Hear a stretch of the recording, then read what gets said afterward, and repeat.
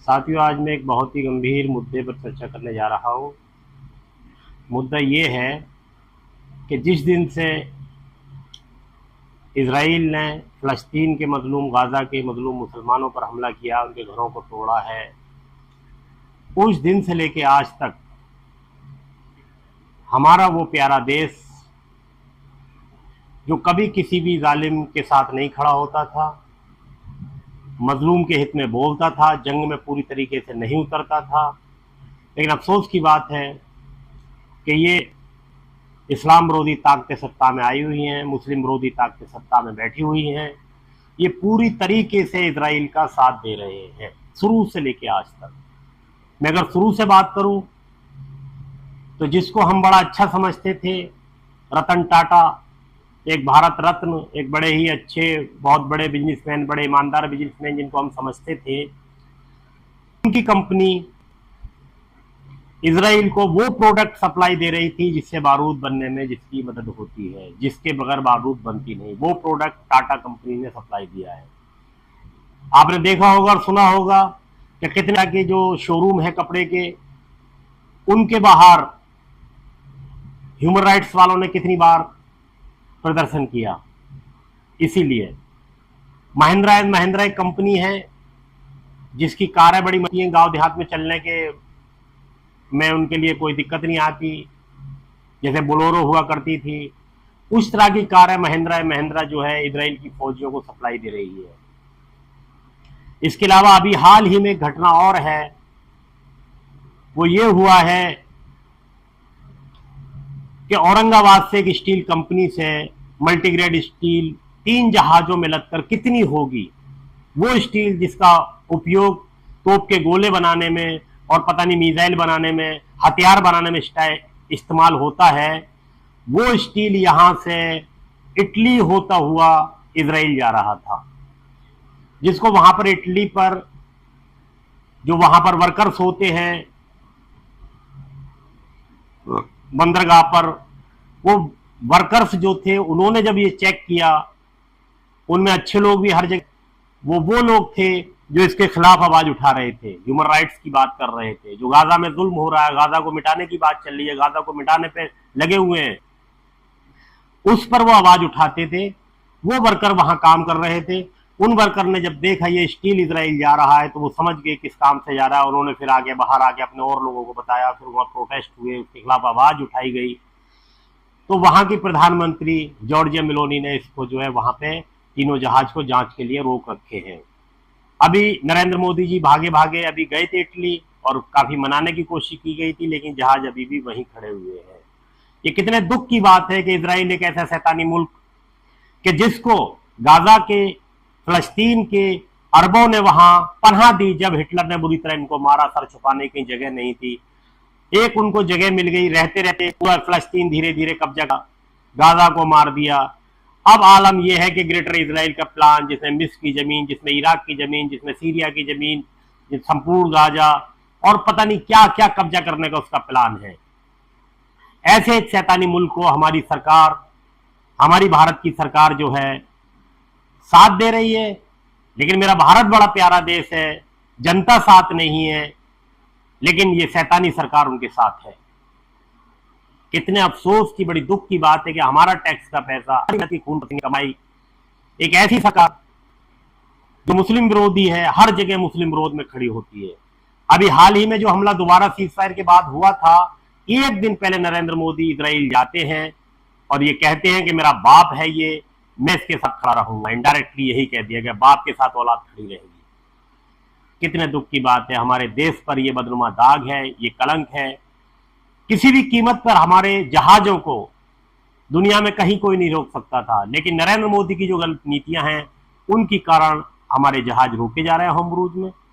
क्योंकि हम जब इतना जानते हैं तो ईरान हमसे ज्यादा बेहतर जानता होगा कितना सहयोग ये कर रहे हैं, बने बनाए हथियार कितने दे रहे हैं, बारूद कितनी दे रहे हैं, खनिज पदार्थ कितने दे रहे हैं, खाद्य पदार्थ कितने दे रहे हैं।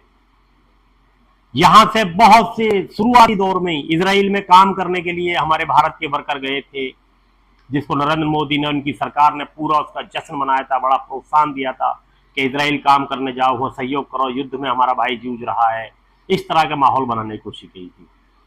इससे पहले भी कई जहाज स्पेन के बंदरगाह पर पकड़े गए थे। वहां के लोगों ने जब ये यहां वो उसमें बारूद जा रहा था, बारूद बनाने का सामग्री जा रहा था, स्पेन ने अपने समुद्र से, अपने बंदरगाह से गुजरने की इजाजत नहीं दी, लिहाजा वो रोक दिए गए।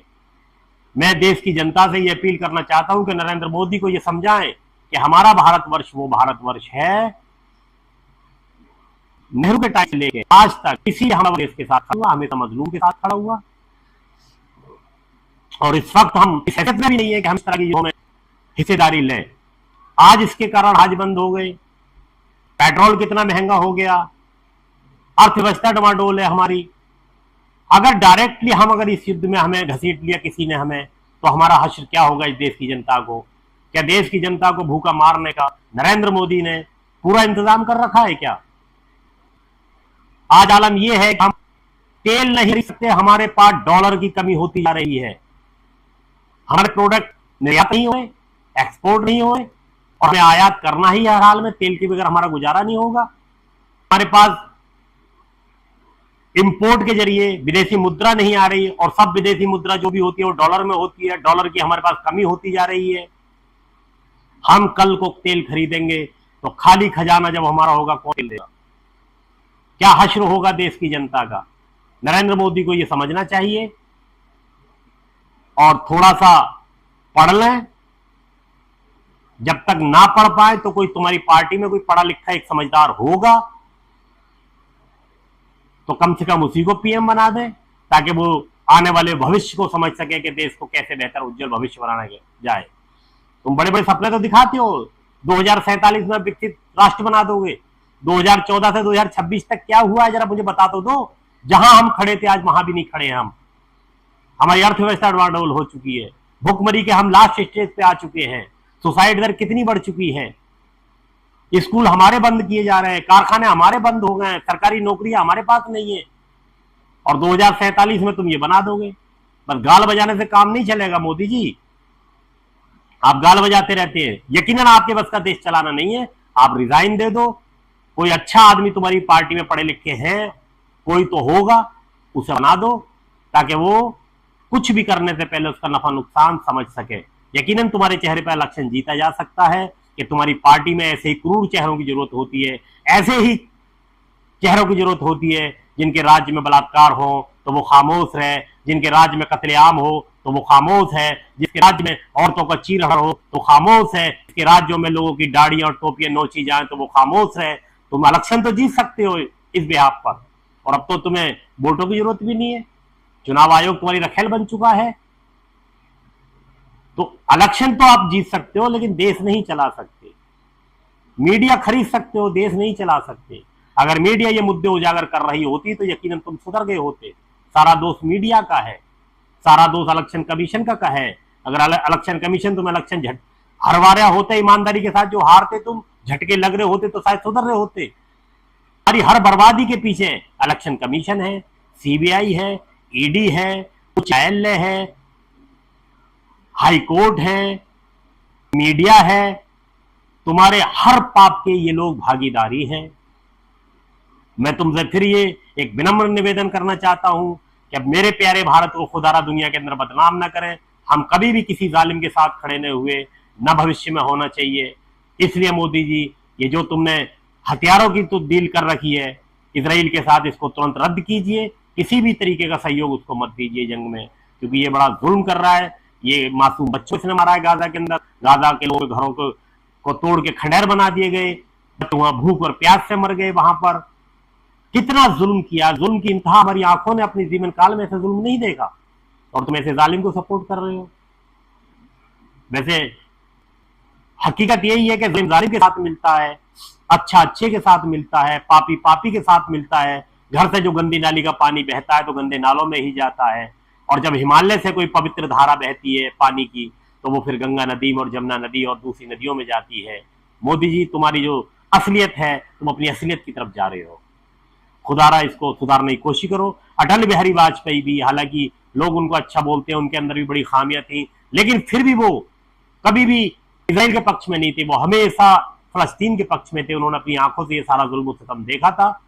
वो ये कहते थे कि ये सारी जमीन फलस्तीन की है और फलस्तीन को मिलनी चाहिए, कोई भी जबरदस्ती यहां पर अपना देश नहीं बसा सकता, कब्जा नहीं कर सकता। तो अटल बिहारी वाजपेयी तो तुम्हारे गुरु हैं, जरा उनसे ही कुछ सीखो। वाह खुदा वन अल्हम्दुलिल्लाह रब्बिल आलमीन।